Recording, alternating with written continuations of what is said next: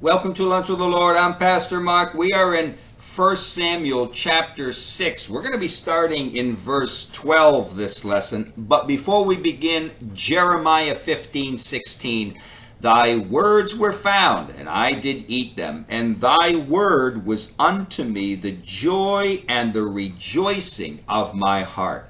Now, last lesson we saw that the priests of the Philistines, they instructed the people how to get the ark ready, what to do to offer up a sacrifice unto God, a trespass offering, that kind of a thing, unto the God of the ark, the God of Israel.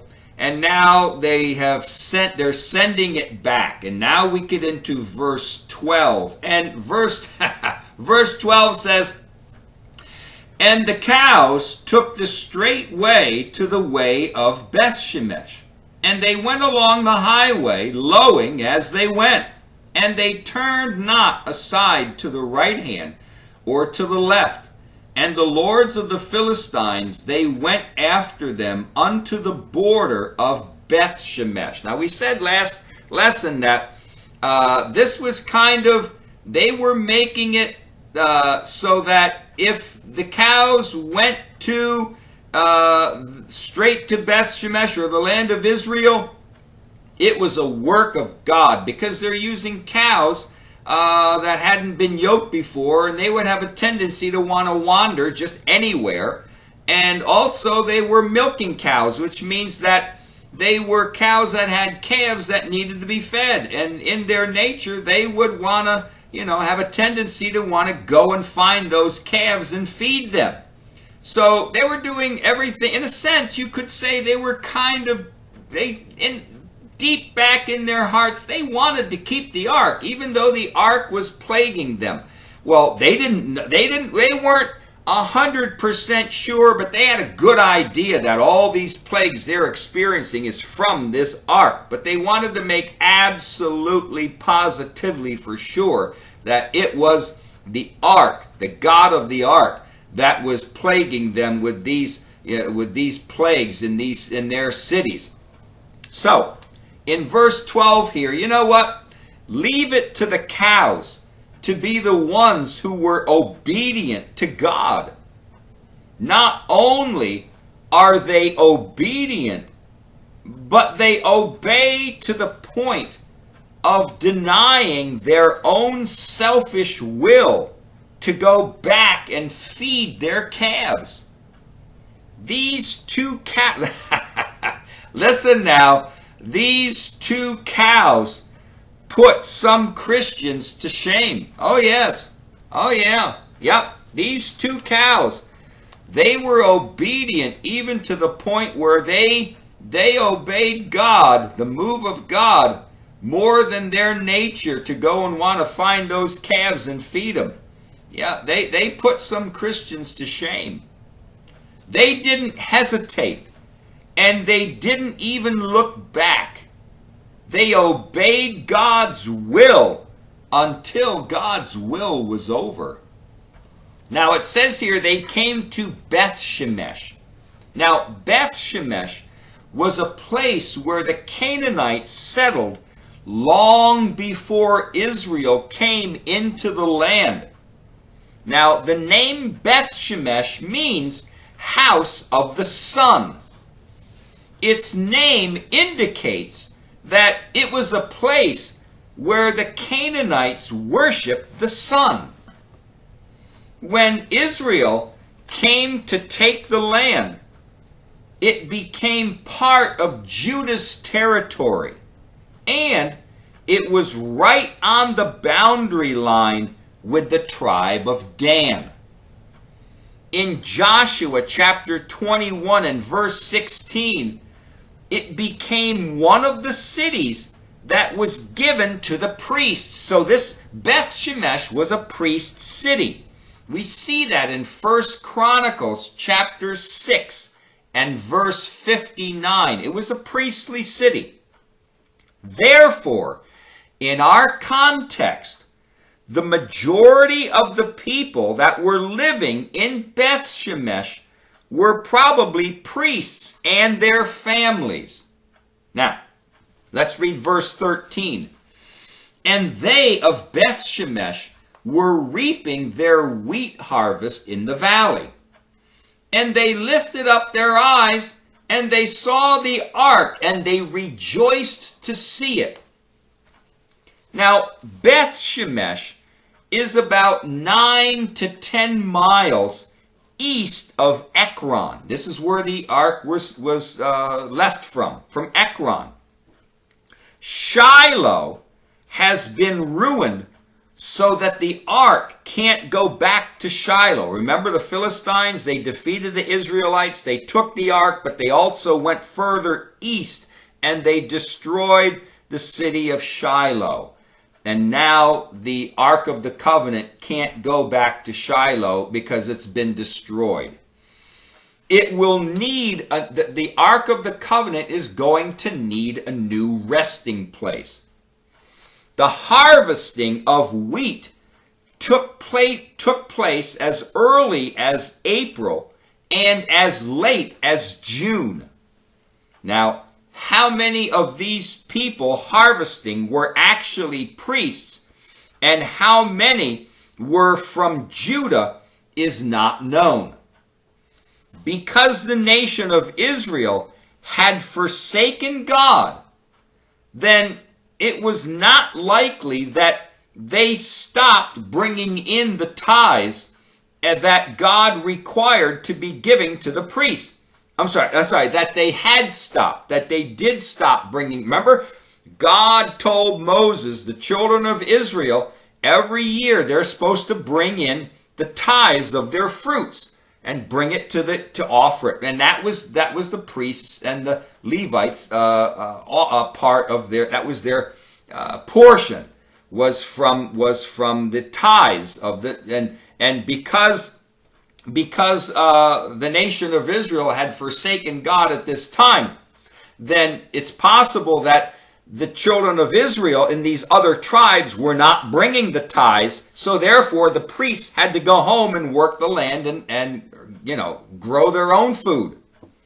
Therefore, it is possible that the number of the harvesters may have been priests and Levites, so that they can have food to eat.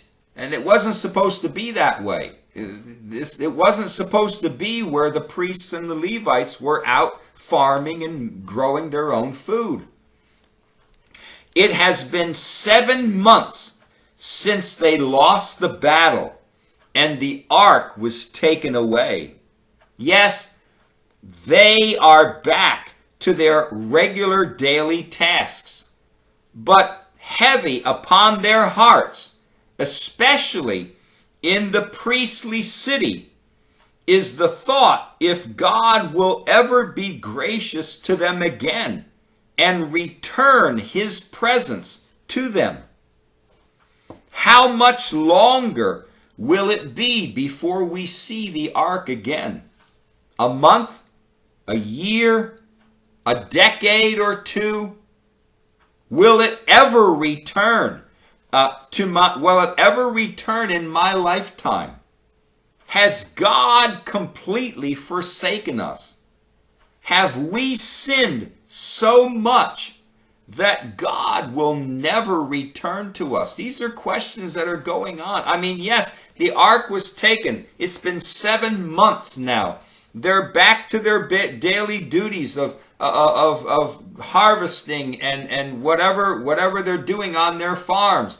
And yet, in these priestly cities, they must be wondering, where is the ark? How is it? Has it been destroyed? Are the Philistines taking care of it? What's going on? Will we ever see it again? This is the presence of God. This is what God told Moses to make in the wilderness. Will it ever return in my lifetime?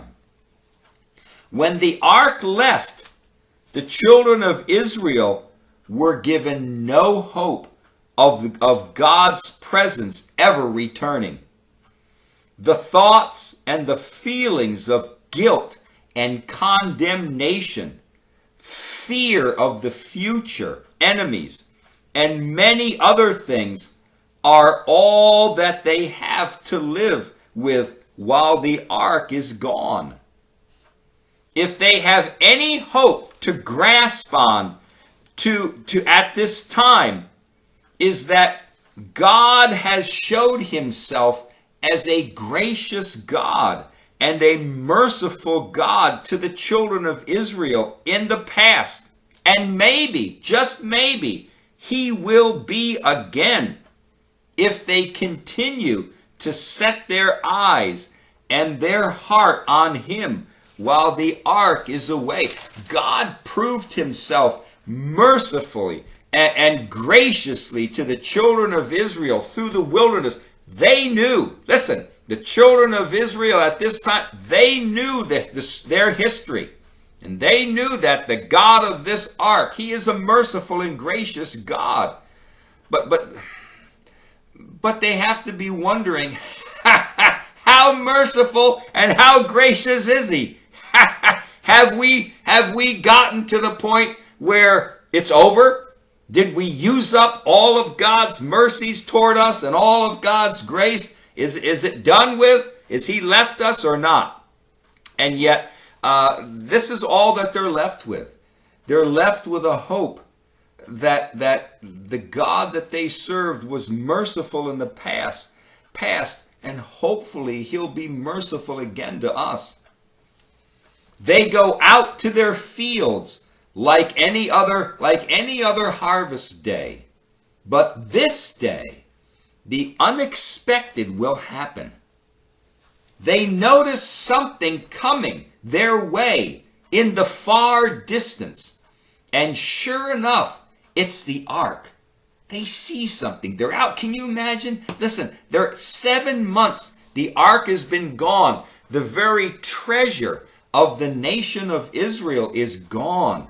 That which represents the presence of Almighty God has been gone for 7 months. And they go out to do their daily duties out in the field harvesting with maybe with no hope, with here we go again, another day, not knowing what's happening with God or with the ark. And yet all of a sudden they look into the distance and they see the ark coming. In Psalm 121, I want to read Psalm chapter 121. I didn't have it marked out, but I got to get there. Psalm 121, we're going to read verses 1 through 8.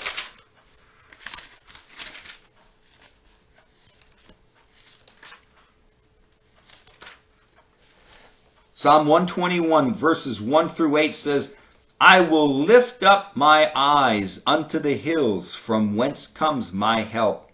My help comes from the Lord, which made heaven and earth. He will not suffer your foot to be moved, and he that keeps thee will not slumber. Behold, he that keeps Israel shall neither slumber nor sleep. The Lord is thy keeper. The Lord is thy shade upon thy right hand. The sun shall not smite you by day, nor the moon by night. The Lord shall preserve you from all evil. He shall preserve your soul. The Lord shall preserve thy going out and thy coming in from this time forth and even forevermore. You know, and then in Psalm chapter 141, Psalm 141 verse 8, and it says here, it says, But my eyes are unto thee, O God the Lord. In thee is my trust. Leave not my soul destitute. You know, it was in the lifting up of the eyes and the seeing of the ark that their hearts were also lifted up. This is what it says in Psalm 121 and Psalm 141. It was the lifting up of the eyes that gave them the encouragement, and the seeing of the ark that gave them encouragement in their hearts. You know, whenever your heart is downcast, lift up your eyes to heaven and see the great and merciful God of your salvation. Deliverance will come, and it may even come it may even come by being pulled by a couple of mooing cows. But you know what? It will come. Listen, your deliverance your deliverance from whatever situation, it will come. But it may not come how you think. They probably never thought that the Ark of the Covenant would be coming back to their land with a couple of cows mooing and on a cart. Yes, but it came. God brought it back to them, but not how they thought. And so also our deliverance will come. We have to wait upon God. God is the one who determines when our deliverance takes place and how our deliverance takes place. As God's presence was now back with his people, so also God's presence will be restored to us. We're going to finish in verse 14. And it says here in verse 14, and the cart came into the field of Joshua, a Bethshemite, and stood there where there was a great stone. And they clave the wood of the ark, and they offered the cows as a burnt offering unto the Lord. You know, God brings the ark to a city of the priests that will take care of it as God has said it should be taken care of. In their excitement and their thanksgiving unto God, they offer up these 2 female cows as a burnt offering. But in Leviticus chapter 1 and verse 3, it states that burnt offerings should be male cows, not female cows. Now, God never rebukes the people of Bethshemesh for offering up these 2 female cows. Why? Because these 2 cows had been dedicated to the God of Israel by the Philistines. And because God looks upon the heart of these those who were worshiping, God accepted this sacrifice. In Deuteronomy chapter 12, verses 5 and 6, it states that sacrifices to God are to be done only in the place that God had appointed. But because Shiloh was destroyed by the Philistines, and also because that God had not yet chosen a new place of worship, then it was okay for them to offer sacrifices out in the field of Joshua. God overlooks some things when our heart is into it. He overlooked David because David was a man after his own heart. And God allowed David to do some things that he didn't allow other people to do. So also these people of Bethshemesh, they offered up 2 female cows that should have been male, but God sees the heart. You know, God sees our heart. We can cry out to God and he sees our heart. And although we may not be perfect in our worship to him, yet he sees our heart and he accepts our worship. All right, we're going to continue on in verse 15 next lesson. But until then, walk with the Lord. I know he walks with you.